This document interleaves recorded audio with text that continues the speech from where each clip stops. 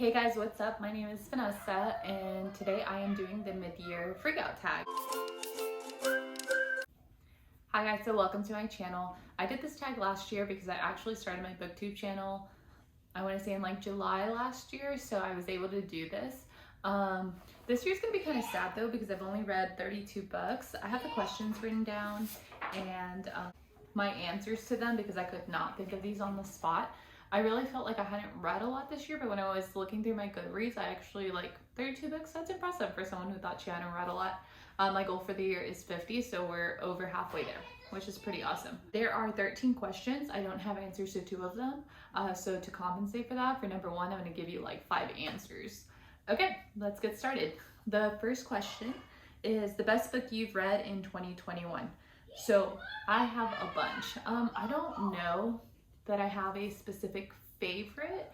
I've read a lot of good books, but nothing like Hattie LaRue or The 7 Husbands of Evelyn Hugo or like that, nothing that's made me feel that way. But here are a couple that I've really enjoyed. So The Push by Ashley Audrine, I think that was a new release for this year. That book was really good. I heard a lot of trigger warnings, I guess, where people were saying not to read this because it was child abuse or really bad stuff with kids, or if you suffer from postpartum depression, not to read this book. But I didn't think it was that bad. It is a psychological thriller, and it does get very dark, but I really liked it. It's my favorite thriller so far this year. I also read No Exit by Taylor Adams, and you might be thinking, Vanessa, that's also a thriller. I don't think so. I definitely think it was a horror. This book got me out of a reading slump. It actually took me a month to read. Some other ones to mention are Dancing at the Pity Party. This was a graphic novel that I read at the beginning of the year by Tyler Feder, and it's a graphic novel that talks about grief. It's about a girl who, it's actually a memoir as a graphic novel, which is pretty cool. But her mom dies when she's very young, and it just talks about that experience and kind of what helped her get through it. Then I also have Know My Name by Chanel Miller, which is also a memoir. It's the girl from the Brock Turner case, which we should stop referring to it as the Brock Turner case, and you'll know why when you read that memoir. I listened to it on audiobook. It was amazing. And then obviously I'm going to include Malibu Rising by Taylor Jenkins Reid. It's the book I recently just finished. It also came out this year, and I loved it. Number 2 says best sequel you've read in 2021. So I haven't actually read any sequels, but I did read a prequel, so I'm going to count that, and that was Concrete Rose by Angie Thomas. So it's the prequel to The Hate U Give, and I went into this I didn't know it was a prequel.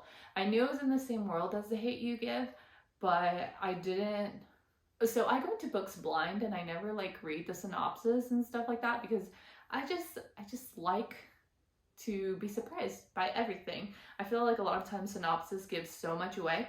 So I remember reading this book and not making the connection that it was a prequel, and I was just like, wow, Angie Thomas just keeps using these same names over and over.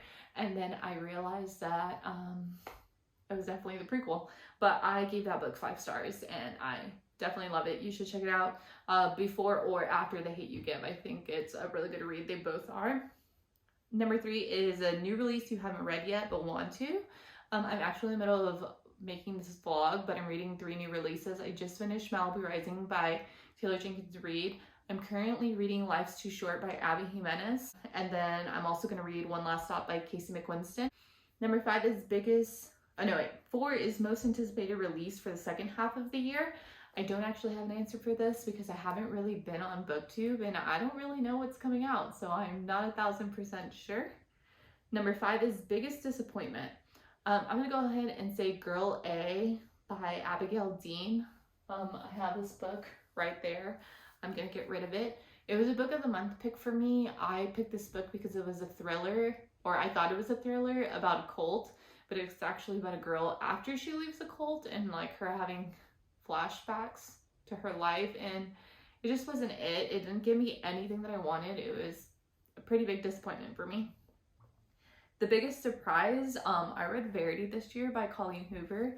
I am used to Colleen Hoover breaking my heart and destroying me and making me cry and putting me into pieces. I did not expect Verity at all. It was such a roller coaster.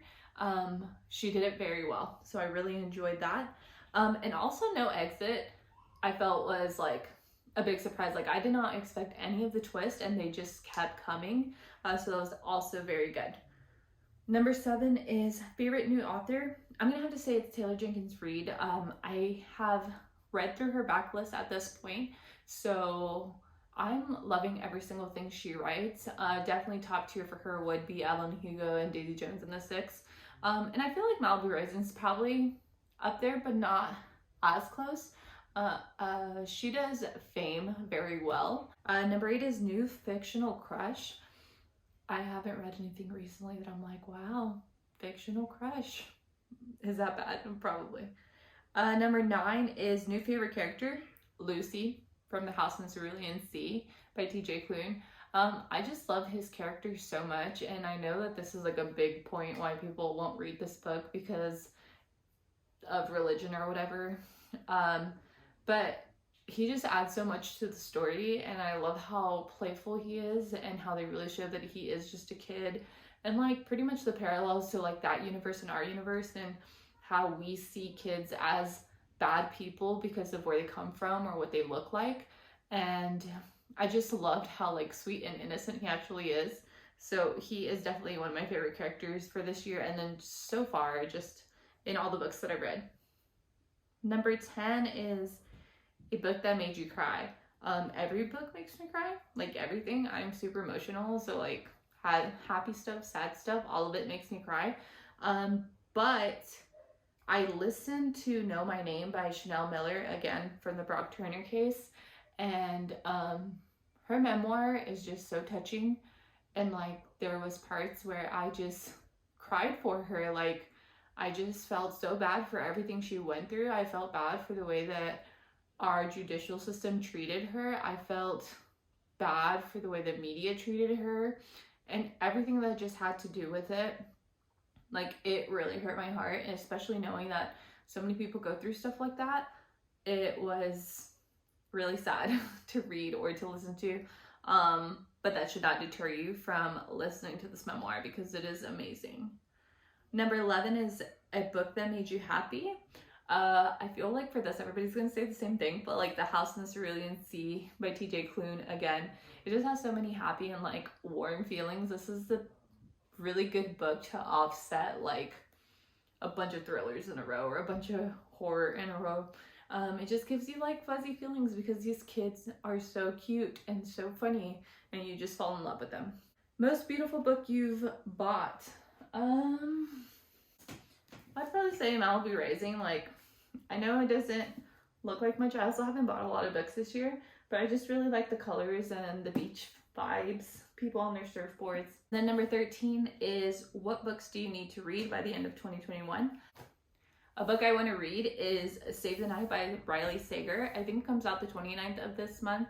I already put a hold on my library, but I think it says like 6 weeks. There's like 26 people in front of me. So I guess we will see. Those are the 13 questions on this mid-year freakout tag. I hope you guys enjoyed. If you made it this far, thank you so much. Please comment, like, and subscribe. It really helps me out. See you guys next time. Bye.